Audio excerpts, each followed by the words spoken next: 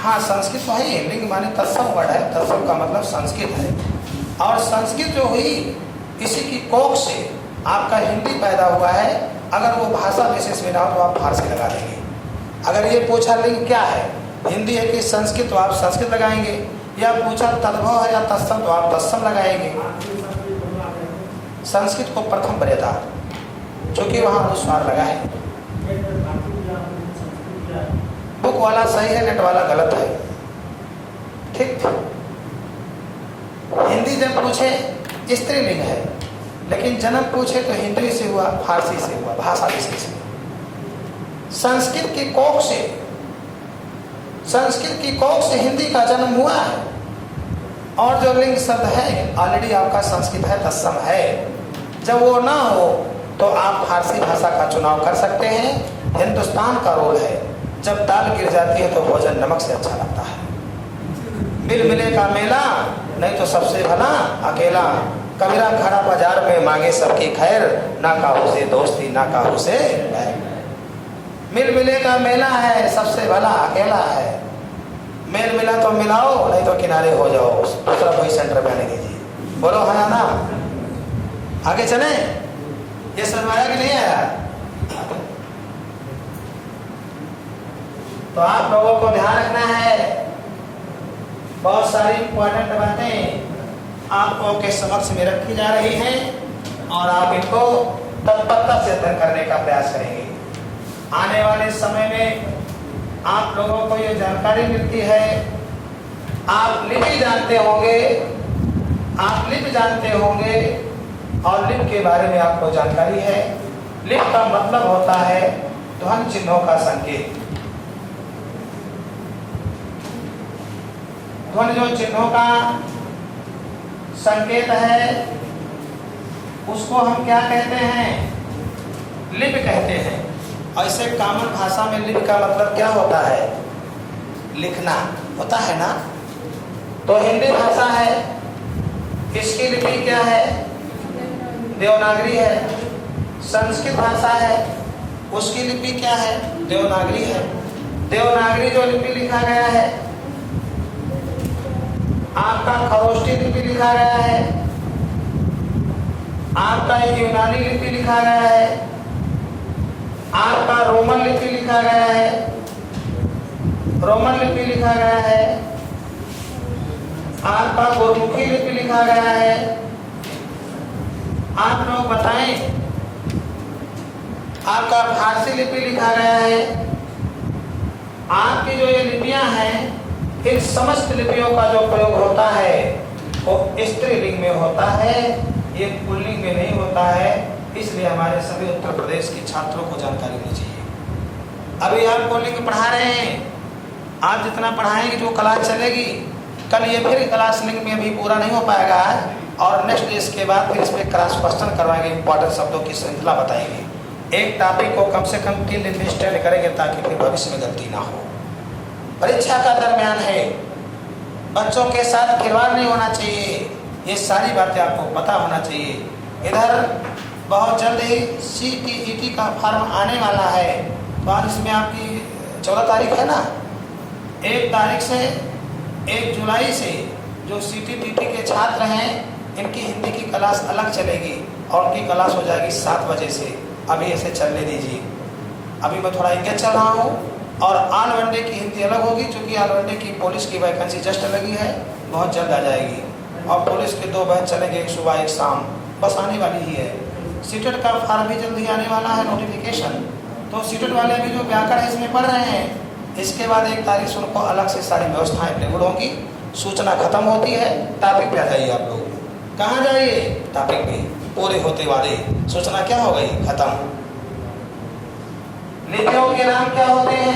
स्त्रीलिंग। चाहे वो देवनागरी लिपि हो, चाहे वो फारसी लिपि हो, चाहे वो खरोष्टी हो, चाहे वो अरमाइक हो, लिपियों के नाम जो होते हैं स्त्रीलिंग में होते हैं।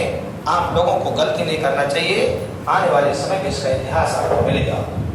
आप लोग बोली जानते हैं, बोली, और हमारे समस्त छात्रों को पता है बोली जो होती है ये क्षेत्र विशेष की बोली होती है। क्षेत्र क्षेत्र में बोली बोली जाती है। कामता प्रसाद गुरु ने तो हिंदी भाषा व्याकरण में 17 प्रकार की बोलियों का डेरिवेशन किया है, लेकिन हमारे सभी छात्रों को पता है, अगर देखा जाए तो भारत में 18 प्रकार की बोलियां हैं। कामता प्रसाद गुरु जी,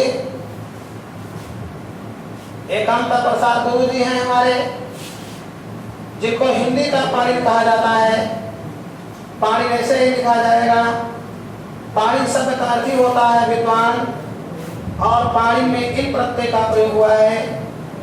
और कामता प्रसाद गुरु ने खासकर हिंदी भाषा व्याकरण में 17 प्रकार की बोली को माना है, लेकिन अगर ऐसे देखा जाए विभाजन के आधार पे तो 18 प्रकार की बोली है। मेरे छात्रों, हमें अपने सभी छात्रों से अपील है, प्रदेश के समस्त छात्रों से अपील है कि पढ़ाई पर विशेष ध्यान दें, सारी बातों को कंटेम्प्ट करके देखें।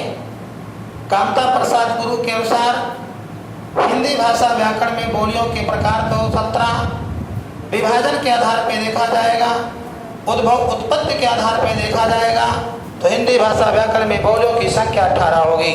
और जितनी भी बोलियां हैं XYZ, जितनी भी बोलियां हैं XYZ, और टोटल के टोटल आपके स्त्रीलिंग हैं, उसमें कोई बोली आपकी पुल्लिंग नहीं है। चाहे आप अवधी का नाम लेते हैं, चाहे आप बघेली का नाम लेते हैं, चाहे आप जयपुरी का नाम लेते हैं, चाहे आप भोजपुरिया का नाम लेते हैं, चाहे आप मगही मागधी का नाम लेते हैं, सारी बोलियां, समस्त बोलियों के जो नाम हैं वो टोटलाइज आपके क्या है, स्त्रीलिंग हैं। समस्त बोली के नाम,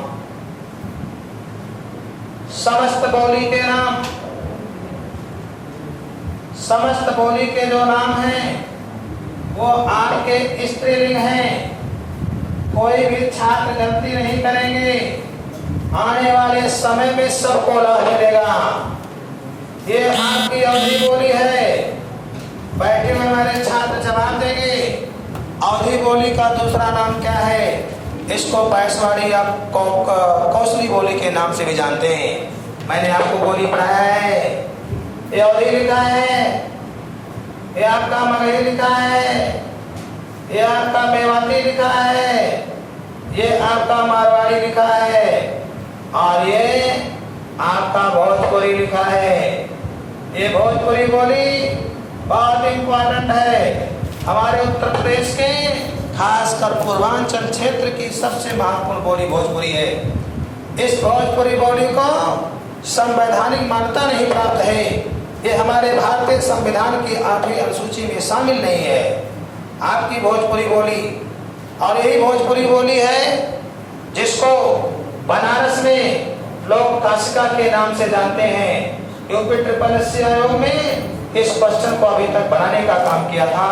खासकर जो परीक्षाएं हुई, पूछा था भोजपुरी बोली को बनारस में किस नाम जानेंगे, तो काशिका के नाम से जानेंगे। और जो भोजपुरी बोली इसको संवैधानिक मान्यता नहीं प्राप्त है।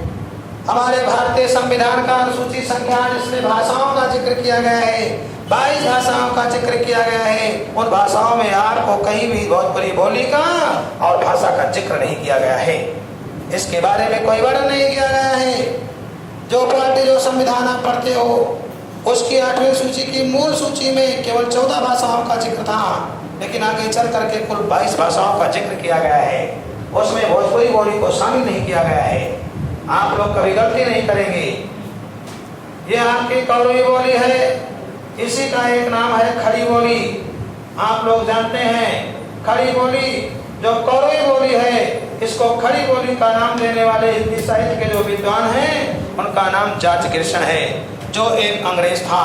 उसने क्या किया, उसने कौरवी बोली को खड़ी बोली को कौरवी बोली का नाम देने का काम किया था। ये सब बातें आपके पेपर में ऑलरेडी आया करती हैं। तो बोली तो 18 प्रकार की है। उन समस्त बोलियों का नाम स्त्रीलिंग होगा। आप कभी गलती नहीं करेंगे। और जितनी लिपियां हैं उन सब का नाम स्त्रीलिंग होगा। वर्णमाला के समस्त अक्षर पुल्लिंग होंगे, लेकिन स्वर में हर्ष ई दीर्घ और रिया का स्त्रीलिंग होगा। आप कभी गलती नहीं करेंगे। ये छोटी छोटी बातें मैंने आज आपको लिंग के बारे में बताया। अभी लिंग का चैप्टर बहुत लंबा है, उम्मीद करते हैं कि कल समाप्त करने का प्रयास करेंगे। जिन शब्दों में आहट लग जाता है, प्रत्यय आवट लग जाता है, वो भी स्त्रीलिंग का रूप धारण कर लेते हैं। चाहे वो लिखावट हो, चाहे वो बनावट हो, चाहे वो सजावट हो, चाहे वो अमावट हो, स्त्रीलिंग है। आप कभी गलती नहीं करेंगे। आहट, चिल्लाहट, घबराहट, मुस्कुराहट, खलबलाहट, झंझनाहट, ये सब स्त्रीलिंग है। आप गलती नहीं करेंगे। आहट लगेगा, आवट लगेगा, प्रत्यय लगेगा, सब स्त्रीलिंग होगा। अब हमारे पढ़ाने का समय पूरा हो गया है। आप लोग अगली क्लास के लिए रेडी हो जाएं। 8 बजे ही पर क्लास आपकी समाप्त की जाती है। जय हिंद, जय भारत, जय राष्ट्र माता।